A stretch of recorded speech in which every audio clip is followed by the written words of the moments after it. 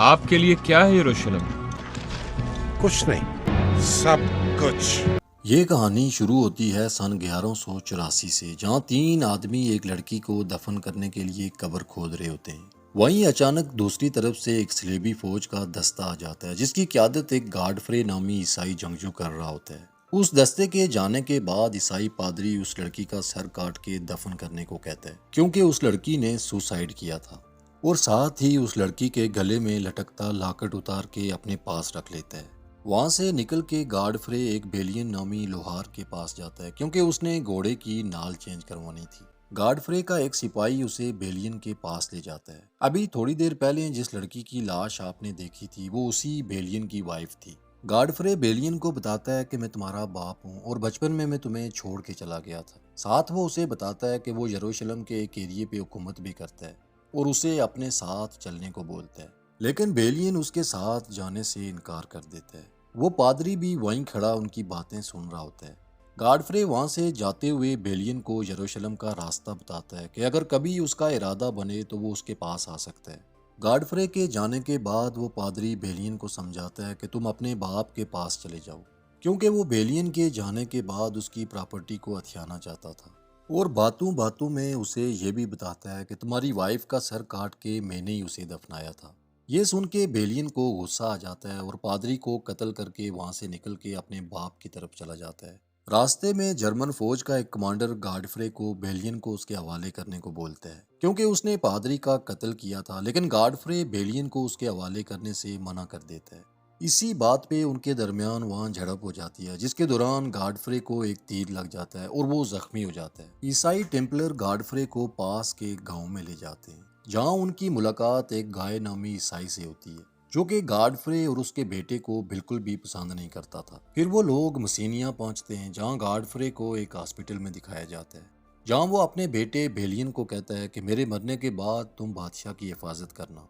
फिर इसके बाद बाजार में बेलियन और गाय की बहस होती है, जहां गाय बेलियन को कहता है कि बादशाह के मरने के बाद मुसलमानों के लिए हमदर्दी रखने वाले बेलियन और गाडफ्रे की जिंदगी को अजीरन कर दिया जाएगा। गाय के जाने के बाद बादशाह का एक आदमी बेलियन को बताता है कि बादशाह के मरने के बाद गाय ही बादशाह बनेगा। फिर रात के टाइम बेलियन को गाडफ्रे के पास ले जाया जाता है, क्योंकि उसकी मौत का वक्त करीब आ चुका होता है। गाडफ्रे अपनी तलवार और अंगूठी बेलियन को देते हुए उससे कसम लेता है और उसे अपना नायब बनाता है। साथ उसे नसीहत करता है कि बादशाह की हिफाजत करना। इसके साथ ही गाडफ्रे की मौत हो जाती है और बेलियन अकेला ही यरूशलेम के सफर पे निकल जाता है। रास्ते में समुद्री तूफान आता है, जिससे उनकी कश्ती डूब जाती है। लेकिन सुबह जब बेलियन की आंख खुलती है तो वो खुद को समुद्र के किनारे पे पाता है। वहाँ एक घोड़ा भी बांधा होता है। बेलियन उसे खोलता है, लेकिन वो घोड़ा वहाँ से भाग जाता है। बेलियन उसके पीछे भागता हुआ रेगिस्तान में एक चश्मे पे पहुंचता है, जहां वो देखता है कि वो घोड़ा भी उसी चश्मे पे खड़ा है। इतने में वहां दो मुसलमान आ जाते हैं और वो बेलियन को कहते हैं कि ये घोड़ा हमारा है। बेलियन उन्हें घोड़ा देने से इनकार करता है, जिस पर उनकी लड़ाई शुरू हो जाती है। बेलियन एक मुसलमान को मार देता है और दूसरे को भी घोड़े से नीचे गिरा देता है, लेकिन वो उसे मारता नहीं और उसे कहता है कि तुम मुझे यरूशलेम ले चलो। अब वो घोड़ा और मुसलमान दोनों उसकी मलकियत में थे। यरूशलेम पहुंचते ही बेलियन उसे वो घोड़ा वापस दे देता है और उसे आज़ाद कर देता है, जिस पर वो मुसलमान वहां से ये कहते हुए चला जाता है कि मेरे अजीज, आपकी खूबियां आपके दुश्मनों में आपसे पहले पहुंचेंगी। इसके बाद बेलियन शहर में जाता है, जहाँ कुछ सिपाही उसका पीछा करते हैं, क्योंकि बेलियन के पास गाडफ्रे की तलवार थी। सिपाही उसे रोक के पूछते हैं कि गाडफ्रे किधर है और तुम्हारे पास ये तलवार कैसे आई, जिस पर बेलियन उन्हें बताता है कि वो गाडफ्रे का बेटा है। ये सुन के वो सिपाही सर झुका लेते हैं, क्योंकि वो गाडफ्रे के गुलाम थे। अब बेलियन गाडफ्रे के घर जाता है, जो कि अब उसका हो चुका था। इतने में वहाँ एक लड़की आती है और बेलियन को कहती है कि तुम्हें सुवेला ने बुलाया है। दरअसल सुवेला यरूशलेम के बादशाह की बहन होती है। फिर एक सिपाही बेलियन को बादशाह के पास ले जाता है। वो सिपाही उसे बताता है कि बादशाह ने सुल्तान सलाउद्दीन अयूबी के साथ पिछले 6 साल से अमन माहिदा किया हुआ है। दूसरी तरफ बादशाह के महल के दो ऑफिसर्स टाइपेरियस और रोनाल्ड को दिखाया जाता है। टाइपेरियस रोनाल्ड पे भड़क रहा होता है, क्योंकि बाहर दो सिपाहियों को फांसी दी जा रही होती है, जिन्होंने रोनाल्ड के कहने पे दो अरबी मुसलमानों को मारा था। टाइपेरियस के पास एक मुसलमान गवाह भी था, लेकिन रोनाल्ड उसकी गवाही को नहीं मान रहा होता, क्योंकि वो मुसलमान था। اس لیے ثبوت نہ ہونے کی وجہ سے رونالڈ کو چھوڑ دیا جاتا ہے۔ اسی دوران بیلین وہاں پہنچ جاتا ہے اور اس کی ملاقات ٹائپیریس سے ہوتی ہے۔ وہ بیلین کو بتاتا ہے کہ گاڈفرے میرا قریبی دوست تھا اور ساتھ اسے بتاتا ہے کہ صلاح الدین ایوبی کسی بھی وقت اپنی فوج کے ساتھ یروشلم پہ حملہ کر سکتا ہے، لیکن بادشاہ کے امن معاہدے کی وجہ سے سلطان صلاح الدین ایوبی ابھی تک رکا ہوا ہے اور کچھ صلیبی سپاہی ہیں جو امن معاہدے کی خلاف ورزی کرتے ہوئے مسلمانوں کو قتل کرتے ہیں، جس کی وجہ سے بادشاہ پریشان ہے۔ پھر ٹائپیریس اور بیلین کھانے کے لیے بادشاہ کے محل میں جاتے ہیں، جہاں سویلا بھی اپنے ہسبینڈ کے ساتھ کھانے کے لیے آتی ہے۔ اب کیونکہ بادشاہ کی کوئی اولاد نہیں ہوتی، اس لیے بادشاہ کے مرنے کے بعد گائے یروشلم کا بادشاہ بنے گا۔ گائے جب وہاں بیلین کو دیکھتا ہے تو وہ کھانے سے انکار کر دیتا ہے اور وہاں سے اٹھ کے چلا جاتا ہے۔ کھانے کے دوران ایک سپاہی پیغام لاتا ہے کہ بادشاہ بیلین سے ملنا چاہتا ہے۔ بیلین اٹھ کے بادشاہ کے پاس جاتا ہے، جہاں بادشاہ اسے بتاتا ہے کہ گاڈفرے اس کا بہترین اور وفادار دوست تھا، میں نے تلوار بازی اسی سے سیکھی تھی۔ اب بادشاہ بیلین کو ابلین جانے کو کہتا ہے تاکہ وہاں کے راستوں کی حفاظت ہو سکے۔ وہاں بیلین کے باپ کی بہت زیادہ زمینیں ہوتی ہیں جہاں مسلمان، یہودی اور عیسائی رہتے ہیں، لیکن وہاں ایک چیز کی کمی ہوتی ہے اور وہ تھا پانی، جس کے لیے بیلین وہاں کنواں کھدواتا ہے اور پانی نکل آتا ہے اور پھر ان زمینوں کو سیراب کیا جاتا ہے۔ دوسری طرف دکھایا جاتا ہے کہ گائے اور رونالڈ مسلمانوں کے قافلے پہ حملہ کرتے ہیں اور قافلے میں شامل سبھی مسلمانوں کو شہید کر دیتے ہیں، جس کے بعد ٹائپیریس گائے سے بحث کرتا ہے اور اس پر چلاتا ہے اور اسے کہتا ہے کہ اب سلطان صلاح الدین ایوبی ہم پہ واپس حملہ کریں گے۔ وہیں بادشاہ کو خبر ملتی ہے کہ سلطان صلاح الدین ایوبی اپنی فوج کے ساتھ یروشلم کی طرف نکل پڑے ہیں۔ اس پر بادشاہ فوج کو تیار ہونے کا حکم دیتا ہے اور لشکر کی کمانڈ خود کرتا ہے اور بیلین کو پیغام دیتا ہے کہ وہ جلد از جلد قلعے میں پہنچے۔ یہ وہی قلعہ ہوتا ہے جہاں کا حاکم رینالڈ تھا۔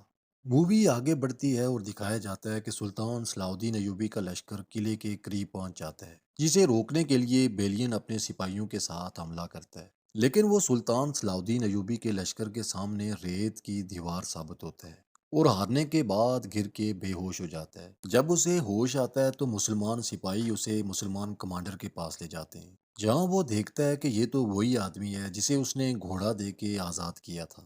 اسی دوران ایک طرف سے سلطان صلاح الدین ایوبی کی فوج آتی ہے، جبکہ دوسری طرف سے عیسائی بادشاہ اپنی فوج کے ساتھ آتا ہے۔ اگلے سین میں سلطان صلاح الدین ایوبی کو دکھایا جاتا ہے، جن سے عیسائی بادشاہ ریکویسٹ کرتا ہے کہ آپ واپس چلے جائیں، رینالڈ کو اس کے کیے کی سزا میں خود دوں گا، جس پر سلطان صلاح الدین ایوبی واپس چلے جاتے ہیں اور بادشاہ کی خراب حالت کو دیکھتے ہوئے اس کے لیے اپنا ڈاکٹر بھیجتے ہیں۔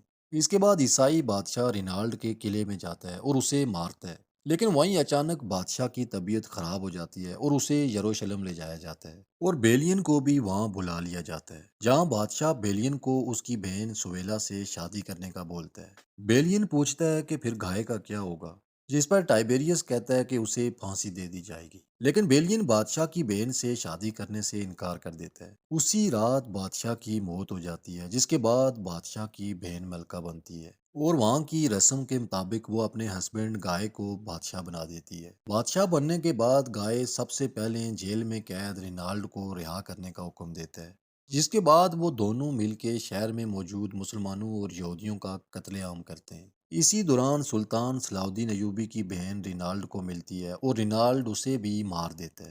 اب اس سب کے بعد امن معاہدہ ٹوٹ چکا تھا اور سلطان صلاح الدین ایوبی کو روکنے والا کوئی بھی نہیں تھا۔